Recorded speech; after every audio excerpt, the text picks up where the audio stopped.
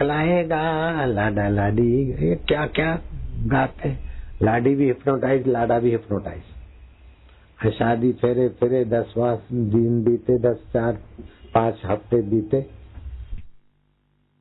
एक हंसी की बात तुम्हें सुना दूं। एक साधु गया भिक्षा मांगने, तो घर की किवाड़ बाहर अंदर से बंद थी, बाहर आवाज सुनाई पड़ रहा था कि रोंड में तो परेशान हो गया हूँ, तू तो ज्वालामुखी है दुष्टा, मेरा क्या पाप था जो मैंने तेरे से लव मैरिज नहीं किया, मुसीबत मैरिज किया। बोले तू ही तो कहता था ऐसा। वो दोनों एक दूसरे को फायरिंग कर रहे थे। बाबा ने देखा भिक्षा मिले चाहे न मिले, घर में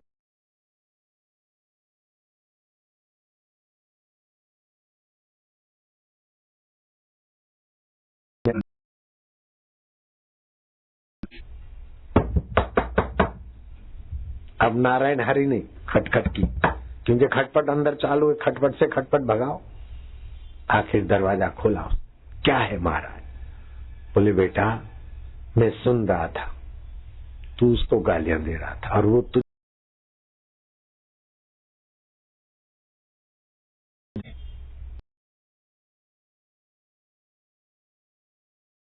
कॉलेज में एक दिन नहीं जाता तो बोलती कि प्राणनाथ तुम नहीं आते हो तो पानी की घूंट भी गले से नहीं उतरती, तो मैं आइसक्रीम कैसे खा सकती थी प्राणनाथ। फिर हमारी आपस में फ्रेंडशिप बढ़ी। मम्मी ने ना किया, मेरे पिता ने, मेरे जाति वालों ने, सबने मना किया, लेकिन इसकी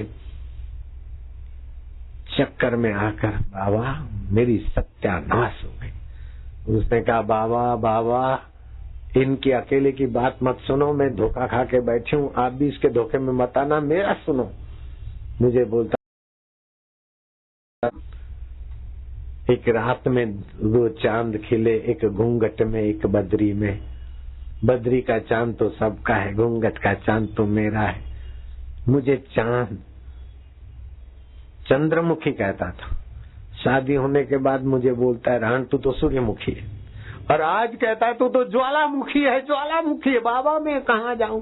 कूटने पीटने लगे। बाबा इसकी बातों में मैं तबाह हो गया हूँ, आप इसकी बातें मत मानो, मेरी बात सुनो।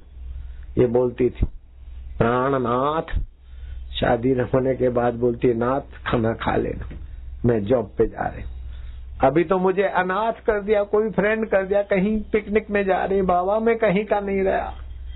ओहो, दोनों ने एक दूसरे को चिपक चिपक के पसंदगी की और दोनों एक दूसरे को गालियां दे रहे। भूल कर भी उन खुशियों से मत खेलना जिनके पीछे लगी हो गम की कतारें।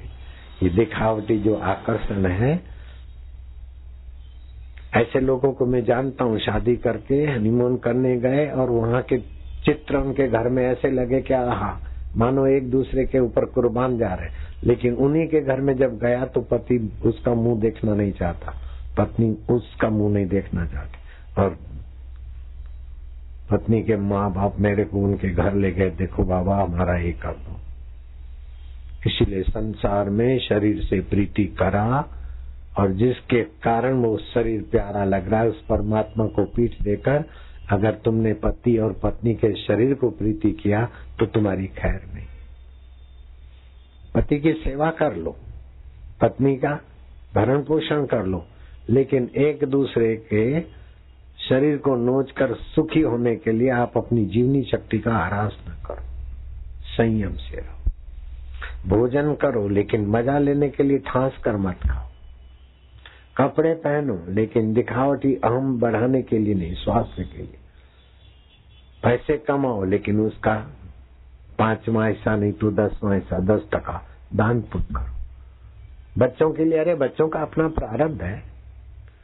तुम्हारे बच्चे इतने अनाथ हैं क्या कि तुम ही कमा के उनको दे जाओगे, तो फिर वो क्या करेंगे? अपने पसीने का नहीं कमाएंगे तो वो पैसे उड़ा भी देंगे। अगर पुत कपूत है तो तुम्हारा धन कब तक संभालेंगे? अगर सुपात्र है तो तुम्हें चिंता करने की क्या बात है? कहीं जाके खड़े रह जाएंगे, हाजिर हो जाएगा उनके। मैं सब कुछ छोड़कर बैठ जाता था, सोचा मैं न कहीं जाऊंगा, यहीं बैठ के अब खाऊंगा, जिसको गरज होगी आएगा, सृष्टि करता खुद लाएगा। एक दिन भी भूखा नहीं रहा मैं। पहले चीज आती थी, बाद में उसकी आवश्यकता लगती थी। हम माँ के गोद में आए, उसके पहले माँ के शरीर में दूध बनाने वाला परमेश्वर हमारा रक्षक है, पोषक है। माँ के जेर के साथ नाभि जोड़ने वाला हमारा अंतर्यामी है,